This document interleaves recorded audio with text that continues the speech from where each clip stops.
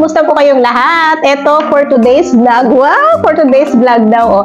Hindi, maglilinis tayo ng ating mga electric fan. Kasi nga, padating na yung aking amo galing hospital. So, kailangan ko nang mag-general cleaning at padating na siya. Kailangan pagdating niya is malinis na lahat. So, ayan. Ito, gagawin natin is ating babaklasin.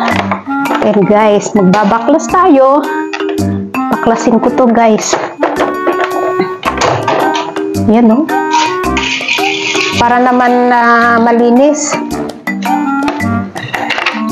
Kailangan ko ng mag-general cleaning. Ang dami-daming kalat dito. So, ito kasi is, mamaya dadalhin ko sa hospital itong mga gamit niya. Nilagay ko lang dyan. Yan guys. Para, kuwan. So, super busy yung aking si Panda. Super busy. Gawa ng, ilang araw din eh. Parang, ilang araw din siya sa hospital.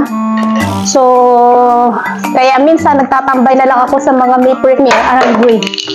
Tapos, pag-uwi niyan, so kailangan nakafocus na ako sa kanya. Alam niyo naman, pag may mga galing sa sakit, diba? So, parang iritadang mga yan.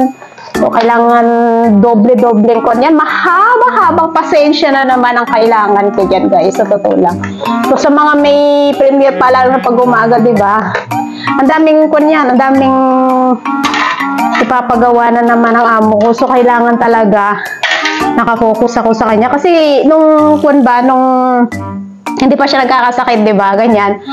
Dati-dati pag may sinasabi yan, okay lang ako ng oo, lang ako, oo, lang ako ng oo, ganyan. Pero ngayon, kailangan, pag may sinabi siya, kailangan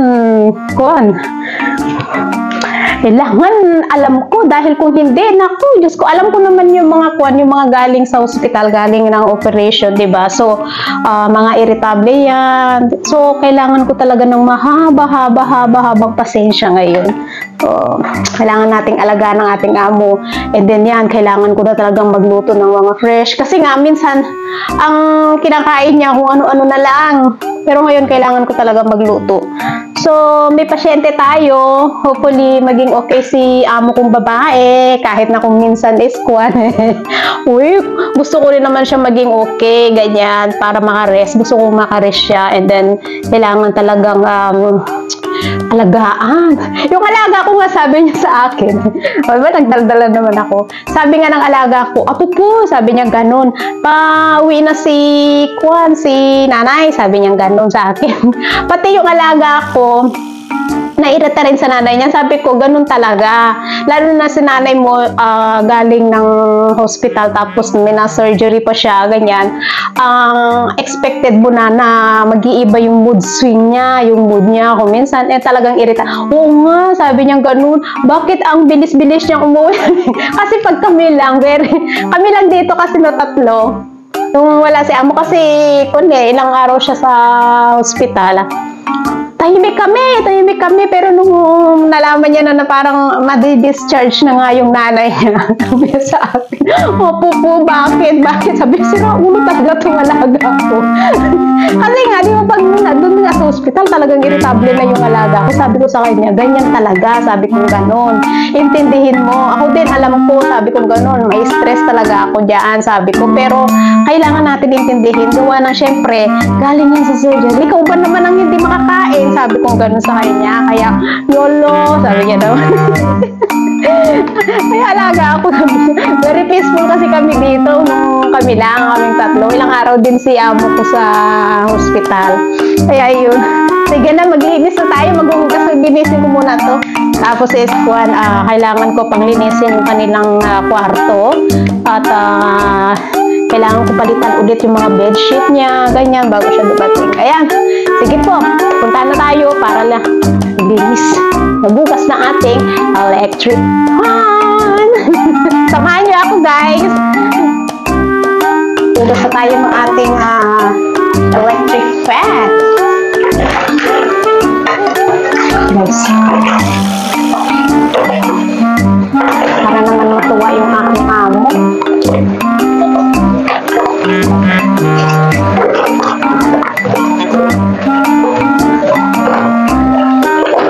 Malagkit na kasi, so kailangan na talagang maglinis.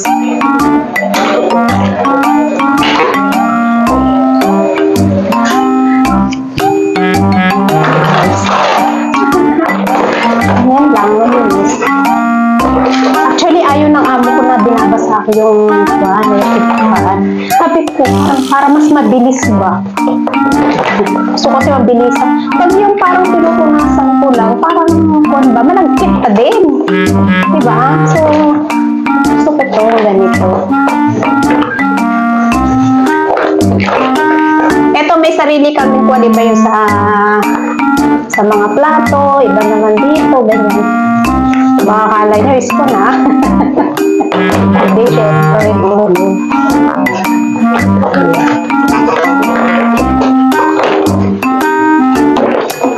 paliguan kita. Yung buhok ko,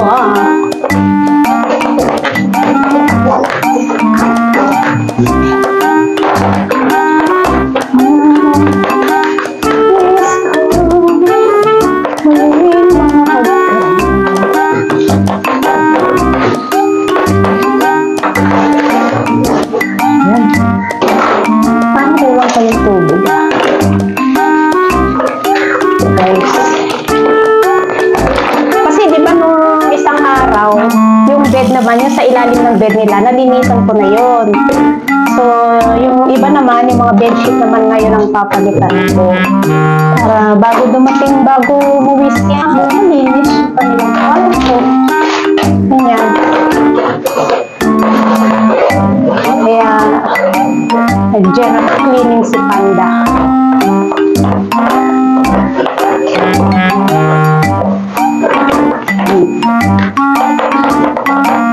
Sa mga may premiere dyan, so kailangan ko talagang magtambay lang.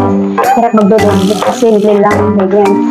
Kasi malam yung amo ko nga, nung walang sakit, grabe yung kanya, di ba, utos ng utos. How much more ngayon, may sakit, dami niya po niyan. Kilala ko yung amo ko, ganyan yan pag nagkakasakit. Ganyan na naman nung kuwan nung na-operahan siya. Pero wala pa akong whitey noon. Wala pa akong whitey. Talagang hindi ako nakakalayas.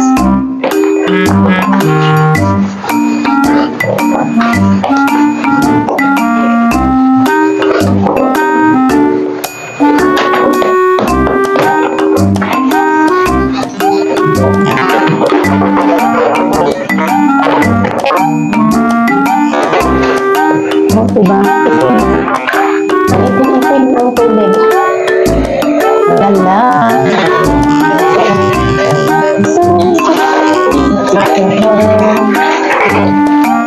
Sa lahat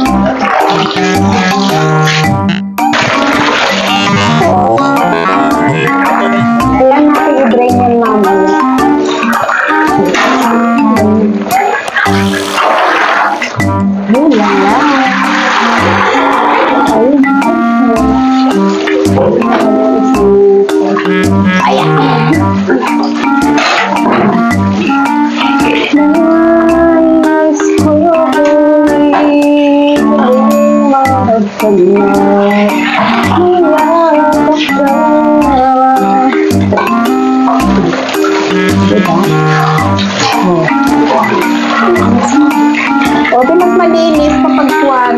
Matutuloy naman yan Sabi ng amo ko, huwag mong basahin mo. Sabi niya, yes na, tayo naman.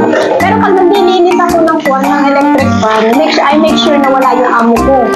Dahil ayaw ko nakikita yung binabasa ako. Kasi mas malinis. Pag pinatutuyo ko naman ng maayos yun, bago ko ibabalik. Yes.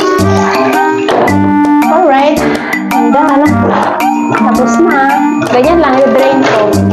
Habang may ginagawa ko, Aba, ito naman is na dedrape. Mamaya pupunasan ko din ulit. Guys, ganun lang. Diba?